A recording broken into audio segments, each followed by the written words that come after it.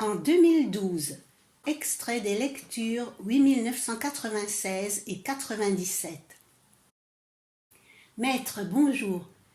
Vers la fin de 2012, de nombreuses personnes s'attendaient à la fin du monde, comme l'avaient prédit les Mayas. Mais ces jours se sont passés sans trop de problèmes et les gens les ont déjà oubliés. Par contre, vous nous dites que justement à cette époque, il y a eu une authentique révolution silencieuse. Nous sommes passés de l'époque des Sonchonshidei jusqu'à fin 2012 à l'époque des Ushonshidei à partir du début 2013. Cela pourrait nous expliquer ce qui s'est passé à l'époque et ce que nous vivons aujourd'hui qui est différent de ce passé. Merci.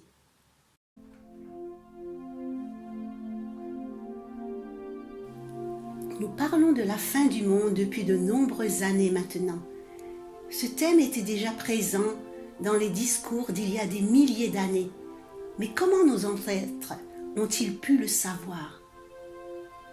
À cette époque, les gens vivaient en priant les dieux tout le temps, car ils n'avaient pas la force de subvenir à leurs besoins tout seuls, et ils recevaient en retour force et connaissance sous forme de prophéties. Ce sont eux qui leur parlaient de la fin du monde, ou plutôt c'était l'interprétation qui en fut donnée à l'époque, aussi parce que ces visions, pour être efficaces, étaient pleines de guerres, de catastrophes, de massacres et de malheurs de toutes sortes. La lecture n'était pas tout à fait correcte, mais les gens y ont cru.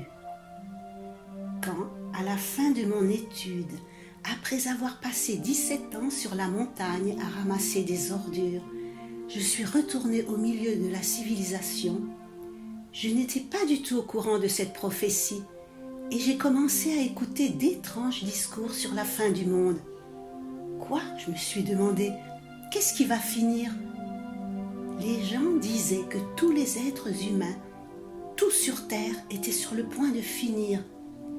C'est ainsi qu'à partir de ce moment, j'ai commencé à expliquer qu'il ne s'agisse pas de la fin du monde, mais de la fin de la première partie de l'évolution de l'être humain sur cette terre. Même si j'étais encore habillée en mendiant, c'est justement à ce moment que j'ai commencé à enseigner. J'ai dit aux gens qui m'écoutaient qu'une nouvelle ère allait surgir. Je leur ai parlé d'une grande opération du ciel où l'être humain serait l'élément central. C'était la grande opération ciel-terre qui est toujours en cours. J'ai enseigné aux gens qu'à cette date, il y aurait la fin d'une époque, les Sonchonshidei, et le début d'une nouvelle, les Ushonshidei. Les Sonchonshidei ont eu la tâche d'achever la croissance de l'être humain, tandis que les Ushonshidei sont l'ère du partage total, d'une vision unifiée, du voyage à effectuer ensemble, main dans la main. C'est une époque qui nous permettra d'ouvrir les portes d'un temps de paix sur Terre. Tout cela est peut-être déjà là, l'environnement est prêt, mais à cause de notre inconscience, ce jardin n'est pas encore ouvert. Il nous manque la sagesse nécessaire pour planifier et construire un tel avenir. Moi, j'expliquerai ce qu'il faut savoir pour pouvoir avancer dans cette direction. Depuis 2013, c'est-à-dire depuis le début de l'époque des Ushonshidei, il est nécessaire de mener la vie avec cohérence, principalement une vie qui nous apporte le respect des autres. Le respect d'autrui ne se fait ni par la possession de grosses sommes d'argent, ni par des talents extraordinaires, mais c'est plutôt la manière de vivre avec le talent que l'on possède qui le détermine. En menant des actions cohérentes, nous obtiendrons du respect et cela se traduirait par une augmentation de notre force et par une vie de succès authentique qui, à son tour, ouvrirait un chemin rempli de joie et de bonheur.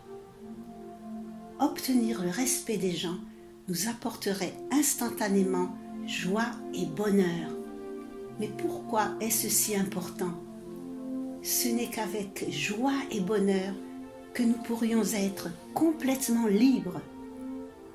De plus, mener une telle vie signifierait devenir des dieux, capables de guider les gens et par la suite l'univers entier.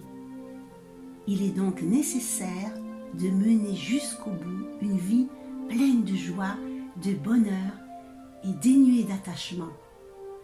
Depuis 2013, c'est le comportement à maintenir et en tout cas, c'est un mode de vie possible uniquement à l'époque des Hushon Shidei. Faisons-le ensemble.